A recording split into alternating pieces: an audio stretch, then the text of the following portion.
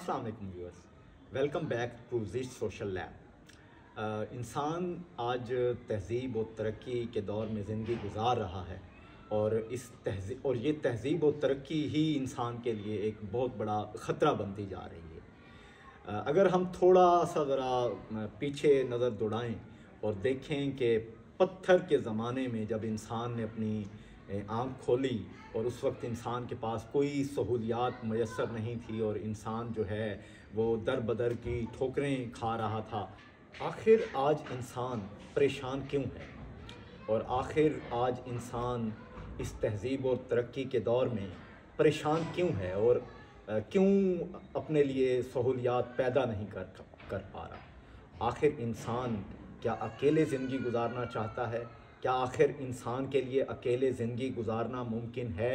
और क्या आखिर अकेले अकेले रहकर ज़िंदगी को बेहतर बनाया जा सकता है? ये तमाम सवाल हम आज के प्रोग्राम में डिस्कस करेंगे और प्रोग्राम को एंड तक देखिएगा ताकि हम ये जान सकें कि इंसान की तारीख़ जो पत्थर के ज़माने से शुरू हुई, किस तरह वक्त बदलते बदलते हम यहाँ तक तहज़ीब तक पहुँचे और तहज़ीब याफ्ता हो जाने के बाद भी इंसान के मसाइल के अंदर कोई कमी पैदा नहीं हुई, बल्कि इंसान के मसाइल और बढ़ गए हुए हैं और इंसान जो है उन मसाइल को लेकर रोज़ जो है वो धंसता जा रहा है इन मसाइल के अंदर और इंसान के लिए फ़ैसला साजी करना मुश्किल होता जा रहा है। तो स्टोन एज से शुरू होने वाली ये दास्तान, पत्थर के ज़माने में जब इंसान ज़िंदगी गुजार रहा था तो उस वक्त उसके लिए अकेले ज़िंदगी गुजारना बहुत मुश्किल था।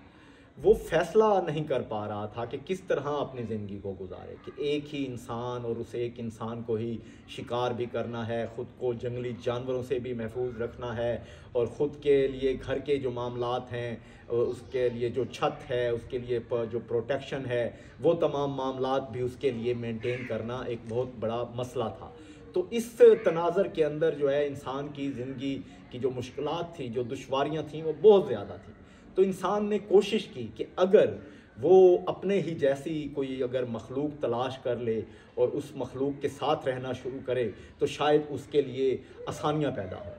तो इस ख्वाहिश ने, इस जुस्तजू ने जो है वो इंसान को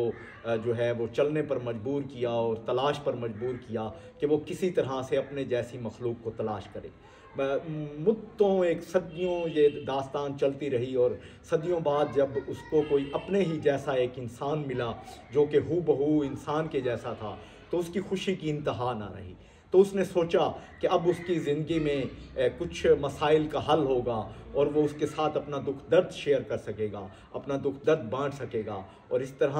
वो 2 होकर 11 बन जाएंगे और 11 बनकर जो है इन तमाम मुश्किलात का मुकाबला करेंगे और उन्हें आसान करेंगे।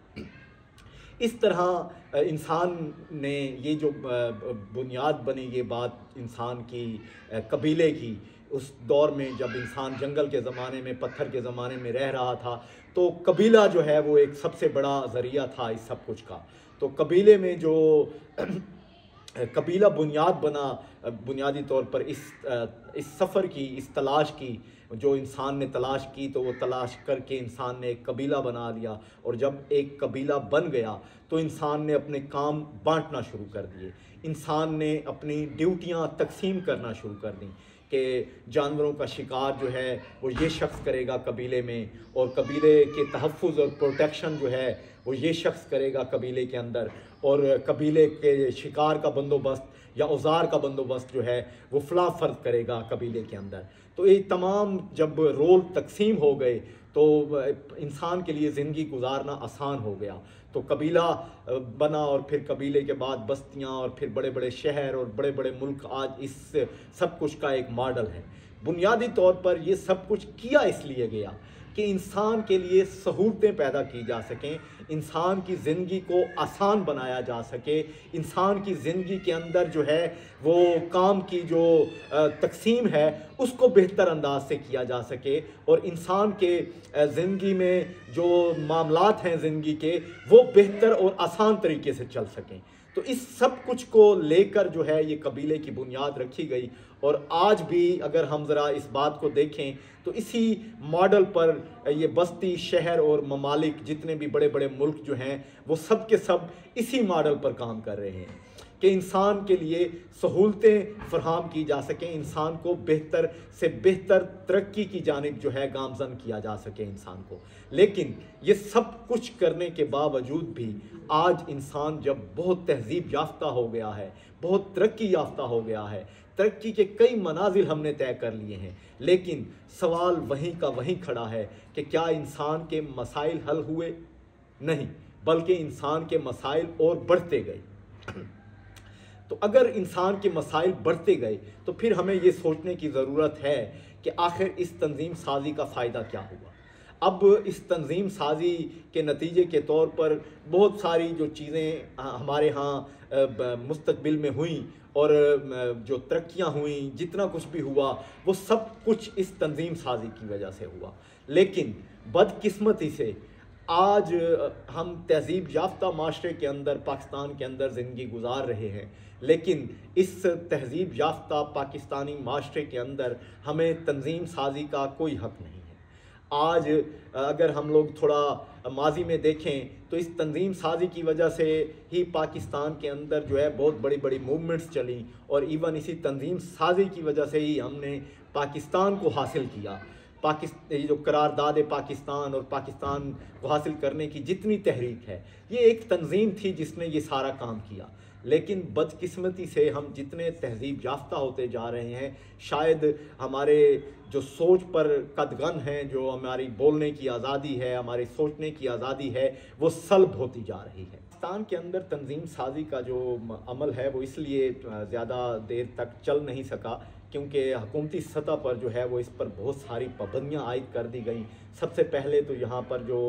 तुलबा तंजीमें थीं उनको बंद कर दिया गया, फिर ट्रेड यूनियंस जो एक तरह की तंजीमें थीं उनको बंद कर दिया गया, और फिर उसके बाद जो है वो गैर सरकारी तंजीमें जो मुल्क के अंदर बहुत सारे डेवलपमेंटल प्रोजेक्ट्स कर रही थीं उनको बंद कर दिया गया। तो ये तंजीम साजी के अमल को रोकना और इस तरह से आज़ादी इजहार पर कदगन लगाना जो है ये कोई दुरुस्त अमल नहीं है। हमारे यहाँ हुकूमती सतह पर जो है वो हमेशा से इस तरह की चीज़ें की जाती रही हैं। लेकिन अगर हम ज़रा ये सोचें, ये जिस तरह की चीज़ें हम कर रहे हैं, क्या इससे हमें कोई फ़ायदा हो रहा है? मैं समझता हूँ शायद हमें फ़ायदा होने से ज़्यादा नुकसानात हो रहे हैं। वो तमाम इदारे, वो तमाम तंजीमें जो पाकिस्तान के अंदर कंट्रीब्यूट कर रही थीं, अगर आप उनको रोक देंगे तो वो जो कंट्रीब्यूशन आपके पाकिस्तान के अंदर हो रही थी वो रुक जाएगी। अगर आप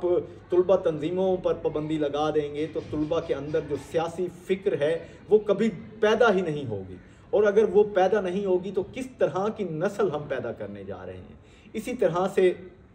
ट्रेड यूनियंस पर पाबंदी लगाना, ये सब कुछ जो है वो कोई दुरुस्त अमल नहीं है। पाकिस्तान के अंदर पहले तो चंदा तंजीमें जो हैं उनको बंद कर दिया गया, फिर फलाही तंजीमों को बंद कर दिया गया, फिर जो तरक्याती मॉडल पे काम करने वाली तंजीमें थीं इवन उनको भी बंद कर दिया गया। तो इस तरह की तहरीकों को रोकना, इस तरह इंसान की जो